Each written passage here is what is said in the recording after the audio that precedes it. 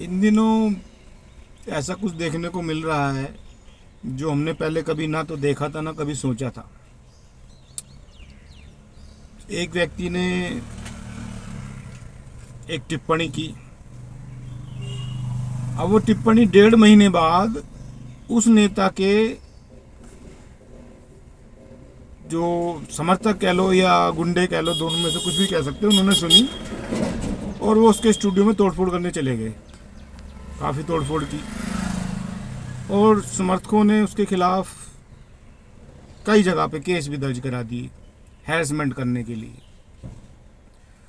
फिर उसके बाद फिर एक ऐसी ही घटना हुई।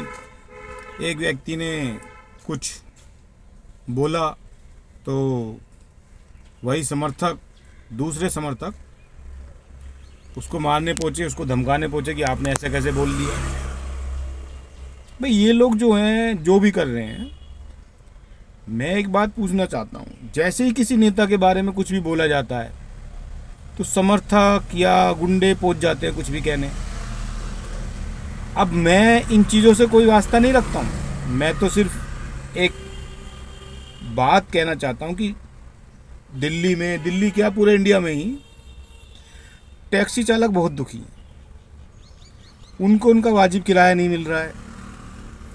दिल्ली एयरपोर्ट पे हंगामा हो चुका है, मुंबई एयरपोर्ट पे हंगामा हो चुका है, लखनऊ एयरपोर्ट पे हंगामा हो चुका है किराए को लेकर कि किराया इतना कम है। और ये बात किसी भी नेता के पास तक नहीं पहुंचती। उनके समर्थक कोई भी नहीं आता कि भाई हम कराएंगे ठीक आपका किराया। इस टाइम इतने बुरे हालात हो रहे हैं कि मतलब महंगाई तो है ही है, कमाई नहीं है और ऊपर से किराया कम। मतलब एक तो आदमी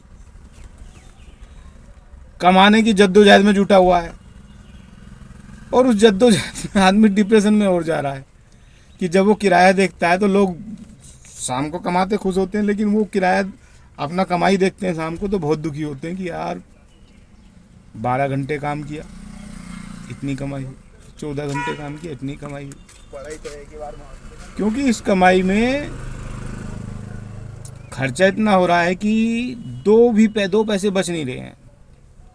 और कोई भी नेता कोई पूछने को तैयार नहीं है और ना उनके समर्थक पूछने को तैयार है कि भाई साहब आप जो चला रहे तो कैसे खर्चा चल रहा है, कैसे आप मतलब सरवाइव कर रहे हैं। कोई पूछने को तैयार नहीं।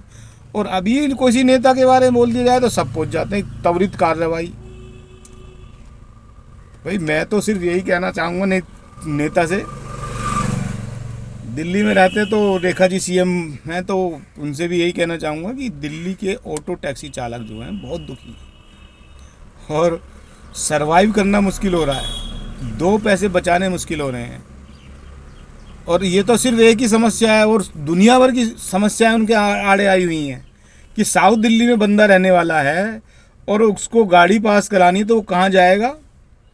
झुलझुली। झुलझुली कहाँ? नजफगढ़ के कोने पे।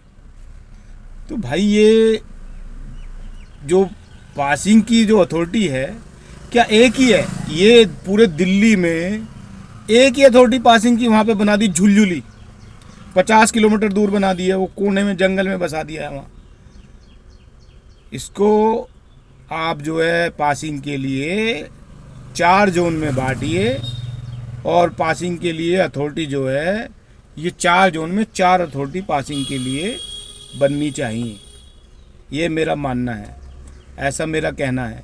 मैं समर्थकों के लिए जो अब बोला है वो तो मैं सिर्फ इसलिए बोल रहा हूँ कि कोई हमारी और कार्रवाई नहीं हो रही, हम क्या बोले क्या कहे कि कोई हमारी सुन ले, और कोई सुनने को तैयार है इसलिए बोला है, वो एक अलग बात है।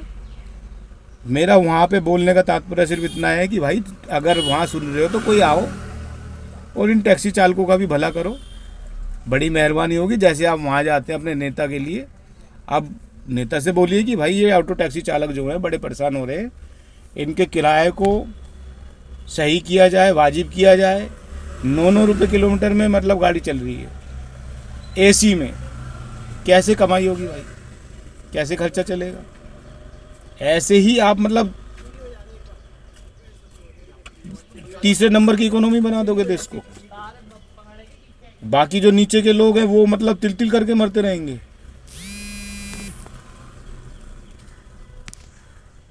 तो इनके बारे में कुछ सोचिए। बड़ा आपकी बहुत बहुत मेहरबानी होगी। धन्यवाद।